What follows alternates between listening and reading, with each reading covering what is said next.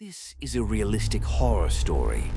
Nothing supernatural, just something that could actually happen.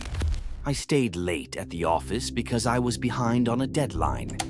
Nothing dramatic, no emergency, just one of those nights where leaving felt harder than staying. By the time most people logged off, the floor was already quiet.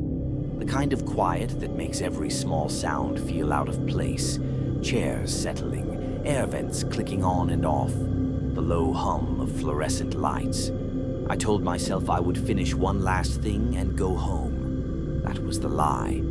The building used motion sensors to dim the lights after hours. When I stood up to refill my water, the lights ahead of me turned on in sections, then faded behind me as I walked. It felt like being followed by something that couldn't quite keep up. I work in IT. Part of my job is monitoring systems after hours, servers, access logs, cameras. Around 9:42 p.m., an alert popped up on my screen. Camera feed adjusted. That happens sometimes. Old mounts, vibration, cleaning crews. Except we don't have a cleaning crew at night. I pulled up the camera panel.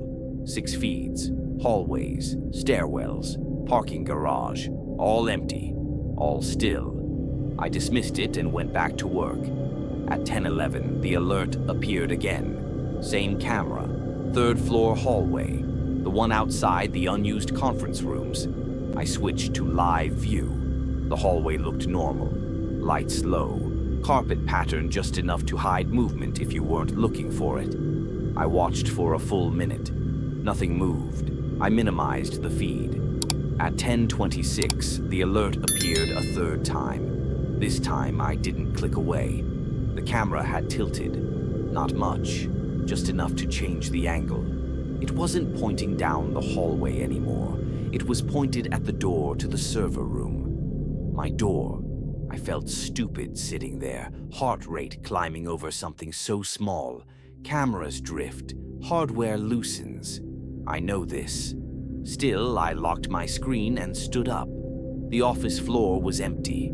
Rows of desks, monitors dark, chairs pushed in neatly like no one had ever worked there at all. I walked toward the server room. Each step sounded louder than it should have.